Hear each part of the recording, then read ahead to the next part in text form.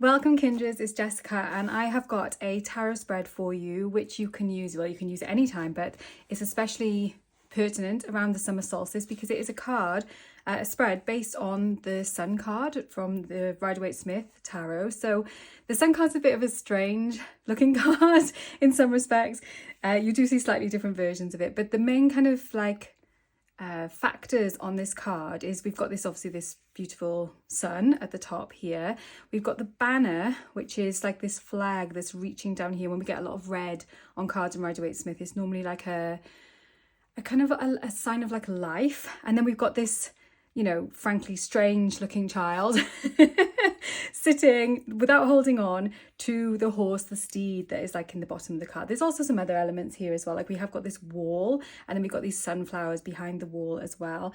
The child is wearing like a headdress also out of, it doesn't look like his sunflowers, but like a headdress of kind of sunny looking flowers and this feather as well. So like bringing more of that red. So the Sun card is seen as being a very energetic, positive card. You know, like if you get this card coming out in a reading, is often a very good sign of it being a very positive, like yes to whatever it was that you were asking about. But I wanted to kind of go deeper with this card and turn it into a whole spread. So it's a 5-card spread that I'm going to show. I've just like roughly mapped out in my tarot, in my journal, which I also use a tarot journal. Like all of my stuff goes in here, whether it's tarot or whether it's other stuff as well. If you've watched my channel before, you'll know that I share my journal a lot here. So I've just made like a kind of a holding space for this, but I wanted to show you the card position so that you can use this yourself. And I've also linked down below, our community weaver Michelle has made a gorgeous a zine for the summer solstice, which has got like, it's got this spread with all the right positions and more beautifully set out than here, and a little more explanation about it. It's also got a meditation, it's got crystal grids that you can use. There's a tea recipe from Shan, sharing shenanigans. You know, there's lots of community contributions have gone in there to make this beautiful summer solstice zine, and it's completely free for you to download. So I'll leave the link in the description box if you'd like to access that. And just very quickly, I also wanted to invite you, if you are available on the solstice itself on Saturday, we are going to be having a community gathering as well over Zoom. So that I'll put the details for that down in the description box as well. Our community gatherings are so lovely, so if you would like to take part, then please do come to that. So I'll put both of those links down below. I just don't want to say that before we get too stuck into the spread and I'll forget all about it. So there's 5 positions, like I said, and it's similar in some ways to the kind of core positions of the Celtic cross, but it is very much picking up on these different things in the cards. And you could add, you know, you could go even more. You could even like put the wall in as like a block and things like that as well. You could expand on this spread if you want to, but just keeping it kind of simple for today. 5 positions. The central card is the current situation. So with this card, you can either choose a card from the deck, you know, like go through. I'm not going to use the Rider-Waite-Smith. I'm actually going to use the Joie de Vivre, because for me, look at the bag that I chose for this one. It's very solar. This is for me, like you can see from the backs, the cards are very like, I don't know, there's just a very shiny sun energy about this deck, which I really like. So I'm going to use this deck to do this reading. It's one of my favorite decks. You know, it's called the Joie de Vivre, you know, the joy of life. So it's a really great deck that I love using by Paulina Cassidy. So that's the one that I'm going to use. So for the current situation, like I said, you can either go through and kind of choose, like actively choose a card that you think, that sums up my current situation, you know, that's what I'm dealing with right now, you know. Or you can just, what I'm going to do, I'm just going to allow that card. So it's a significator basically, you know. You can either choose your significator card or you can let fate decide on your significator. So I'm going to just shuffle and pull it out of the deck. And then the card 2, which is over here, which is kind of like in the, if we were thinking about a 3-card spread, there's basically a 3-card spread running through the center of this spread. We've got the child, if you remember in the Rider-Waite-Smith card, the child, which is the inner cause, you know. It's like the thing that we don't always see, the thing that kind of is feeding into the current situation, that we might not be aware of. And then on the other side, we've got the banner. This is card 3, which is the outer cause, which is usually like the things that we know about that are affecting that situation. This is our current situation. These are the things we don't know about the child. And then the banner is the things we do, you know, like the kind of conscious causes, the outer causes of the situation. But then we've got 2 other positions as well. We've got the steed. And this is why, one of the reasons why I think this spread is so great, if I do say so myself after creating it. But the steed is like, what is carrying you forward? What is actually bringing you forward? Because the steed is just like kind of taking this child forward away from this block, away from this barricade that is this wall, and onto something else, onto something new. So the steed, it can be like a really good clue as to what, you know, like how to move forward from the current situation. And then we've also got up here the sun, which is spiritual guidance as well. So that's going to give us like just, it's usually like a little bit of an encouraging message, but not always. So, you know, your mileage may vary with that. So let's have a go, you know, because I think one of the fun things about having spreads like this, I want to kind of leave this somewhere where you can see it. If I put it there, hopefully you can still see it, that sun card. So I'm going to give these a little shuffle while I chat a little bit. So there's a lot of people doing tarot on YouTube, and you know, there's an array of different content that you can watch. Like there's a lot of people doing like unboxings and like reviews of decks, flip throughs of decks and things like that, which is useful content if you're considering buying a deck, you know, things like that. There's also a bunch of people doing like collective readings, I suppose. You know, I do those sometimes as well here. I don't really do like the kind of pick a card things, but maybe I will in the future. I don't know. I feel like they do serve a purpose, but I think sometimes, yeah, I don't know. I feel a bit like strange about some of those ones, because it's like a tarot reading can be very personal as well. So I find it sort of, I don't know. I just have kind of reservations a little bit about some of that kind of, when it's sensationalized. I think it doesn't always have to be like that. I think it can actually be really useful, but not when it's, or almost like kind of a little bit exploitative sometimes it can feel, you know, like I feel like people can sometimes get stuck into watching those and then not moving forward with their own lives because they're always seeking external guidance or external validation. I suppose that's what it is. It makes me kind of feel a bit sticky about some of those things. It's like, I don't want people to use tarot as like, I think you can use it as a crutch or a prop in a helpful way. But then, you know, unless you start to put your weight on the thing again, you know, unless you start to want to actually heal and move forward, it's not actually that helpful. I hope you understand. This is a bit of a ramble, but hopefully you understand what I'm getting at here. So, you know, there's that kind of content as well. And then there are some people, although I don't see so many of it, but I suspect there'll probably be lots of like small channels who are actually doing readings, which is what I'm going to do now. I'm going to do like a personal reading, really, but as like a kind of demonstration, I guess, of how to use a spread. And oh yeah, I missed a whole huge category as well. Obviously there's like educational content around tarot as well, you know, like you know, card meanings, how to do different things, different spreads. I suppose this could also fit into that bucket as well, I guess, you know, because I'm showing, but when I mean more like, this is learning through doing. So I would really encourage you to have a go at this as well. You know, like you can download the zine, or you can just go from the positions that I'm sharing with you here and actually have a go at this spread yourself, because it's a really good one to, you know, it's a sun spread. It really like shines a light on the issue, you know, it puts a spotlight on that issue, and it can help you to move forward, to move away from that thing. So I'm going to use something which is kind of in my mind at the moment as the current issue, which is that my daughter is having like sleep problems at the moment. She's, you know, she's not a baby, she's 15.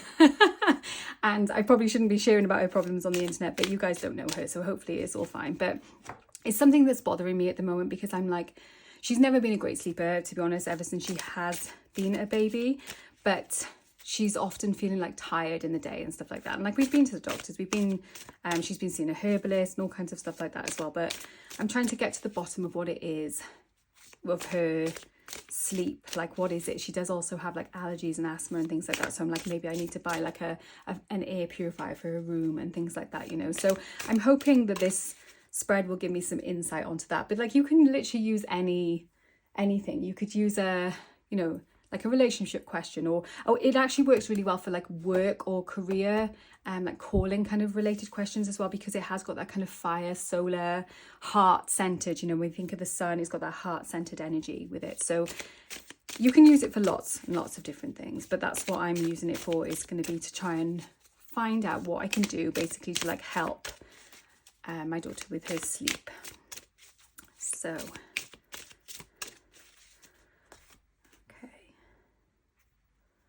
right, so the current situation, so I'll actually, if I was doing this, you know, like as a reading, which obviously I am, I'd lay them all out first and then probably pull them up as I go along. That's how I do it when I do like client readings, but I think let's just talk about them as we go along, because otherwise there's not enough space to kind of do that. So, okay, interesting. So the card that's like for the current situation is this Six of Cups, which is quite a joyful card in a lot of respects. You know, when we have the 6, it's got those like those 2 3s, which is very like momentum energy, but it's got that bit more stability, because like if you think of like 2 triangles, when you lap them together, they are more stable. It gives you like almost like a pyramid base for something. Then it's got a bit more stability. It does look a little bit like they're kind of like having a party, which does make me wonder if it's more of like a too busy, like she's not like having enough time to like wind down, that kind of stuff, especially with all these like upside down, they almost look almost like phones. And I know she does, like she works so hard like on herself, and like she's very dedicated to lots of things. She's a beautiful human, my daughter, you know, obviously I'm biased, but you know, she's amazing. And so she does have like a lot of like interactions with other people, that kind of stuff. And I wonder if she's still involved in those things, like maybe she's having conversations, maybe she is like a bit too busy before she's going to bed. So that could be like part of the clue. But yeah, that is the kind of the core, the current situation. What is going on? So let's have a look at like the inner cause. What is going on there? Okay, so we've got another Cups card, and we got this Knight of Cups card, and as soon as I turned that, I did think straight away of her boyfriend, who I know that she does speak to him before she goes to sleep at night.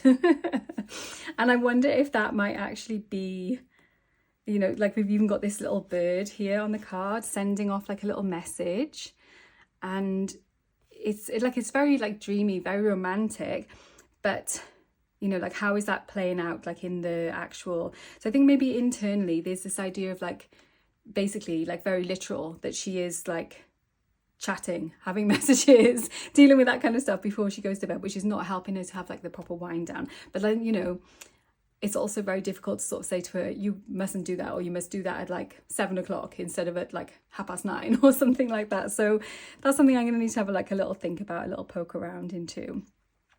Let's have a look at the banner then, the outer cause. Interesting. So we've got the Ace of Swords here. So we're switching out from that cup suit now and going into the sword suit instead. And we've got the Ace. So we've got that idea of like ideas, energy. And so I think the outer cause is like the more conscious perspective of things, and I think maybe it is that like she's got a very busy mind.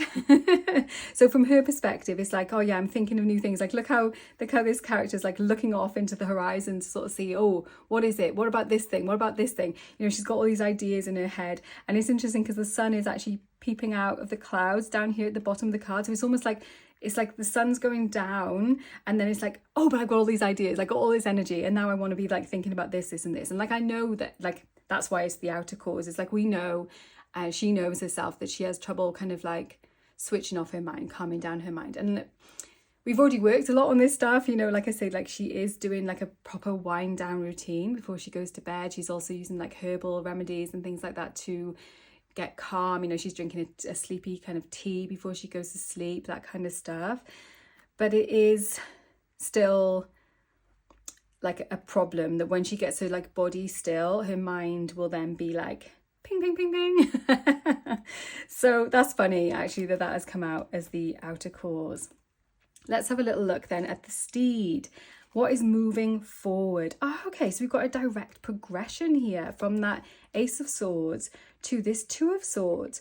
So here, interestingly, we've got this character with like a moon. So, you know, we had the sun in the bottom here. We've got this more lunar energy in this Two of Swords card here.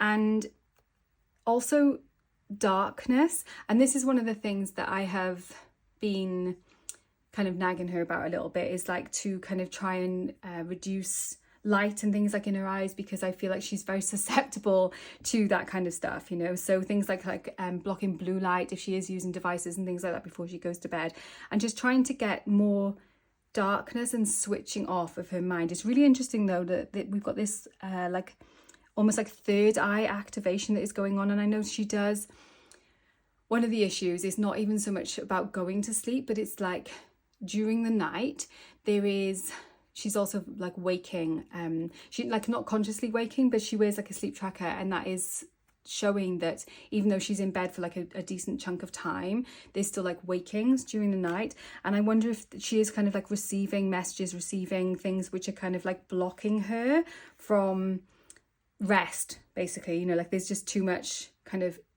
input that is happening, even when she's like consciously trying to like be calm, be chill, let's all kind of like get dreamy and settle down. And then we've got this like, okay, there's still like a lot of mental work happening through the night as well, and that kind of like activation of the third eye as well happening when she's having like lucid dreams and things like that as well. So that is something. Yeah, look, this like creature, this at the bottom has also got the one eye going on as well, like the third eye kind of activations. Also the fact that this looks like kind of like a bit monstery as well, like it doesn't look particularly scary, but it does look a bit like, yeah, a bit monstrous. So I wonder if there is some kind of, like this is coming out as the steed, like what is carrying her forward. So yeah, I do wonder if it's like carrying her forward into like things that she's like worrying about, thinking about, those kind of things. So whether there is some level of like anxiety, I suppose, coming through with it as well, with that Two of Swords. But it does, like, look how she's got the swords like crossed down in front of her, and like even her arms are crossed. It's like showing that there is like a blockage in moving forward. So it's almost like the steed is wanting to move forward, but it can't, because there is still this kind of like this block and a lot of input happening. Okay, and then let's have a look for the sun then for spiritual guidance. And look, we've gone back to Cups, and it's a direct progression from that Six of Cups to the Seven. So in this spread of only 5 cards, we've got 2 sets of direct, you know, like the next card, the progress card. And it's interesting because if we look at these 2 cards side by side, we've got the Six of Cups here, where these cups almost look like bells, like they are hung up kind of thing. And it looks more relaxed, even though it's like I said, it's kind of like a party atmosphere. Whereas this Seven of Cups is actually looking more like actively, you know, like the Seven of Cups generally, like in the Rider-Waite-Smith, there's like like kind of like an element of like temptation or confusion. It's like, what about this? What about this? You know, as if like things are being offered that are, and you kind of can't choose, or you kind of feel like you have to choose, but you feel a little bit overwhelmed.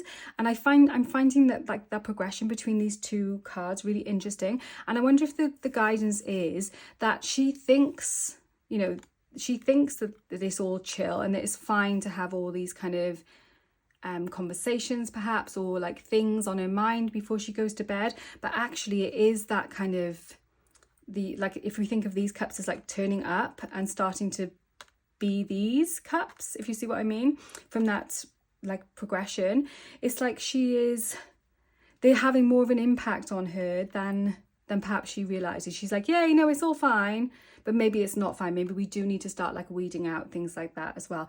And to be honest, this is how I feel about about what is going on. It's like there seems to be almost like too many factors, and I can't quite put my finger on it, but perhaps that is the guidance. You know, the sun is giving us the guidance that it's not just like one thing that we can be able to like fix this one thing, like I'll buy her some like blue light blocking glasses or something like that and that will solve it. It seems to me that it's saying that there's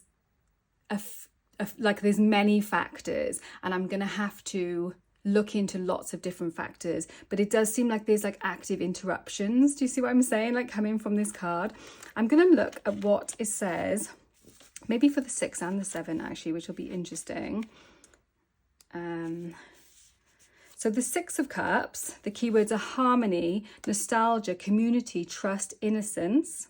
Swimming side by side, Bliss and her merbunny friends, charity and innocence, appreciate the simple joys of life. 6 cup flowers sway with the waters of emotional contentment. The peaceful turquoise ocean ripples with harmony. Interesting. So it's got that kind of like I said, you can see from it, it's got this kind of like good vibes, calm, like, but like also sociable, gentle. So I think that's what like she's feeling like the situation actually is. But then when we get to the 7 of Cups, we've got manifestation, choice, awareness, illusion, temptation. Confronted with flowers of opportunity, Wish must only focus on one, but isn't sure which one to choose. The choices presented are manifestations of her hopes and desires. She gazes in wonder and delight at the array of treasures each offers. Wish shall soon recognise which flower holds the greatest power to sustain her. 7 attractive choices presented at once can be confusing. Give all opportunities careful thought before jumping in. Your intuitive energy will manifest the best resolution. So yeah, and like the reverse meaning, inaction causing loss of opportunity, insecurity, emotional confusion. You know, these didn't come out reversed, so I'm going to read them as, you know, the direct.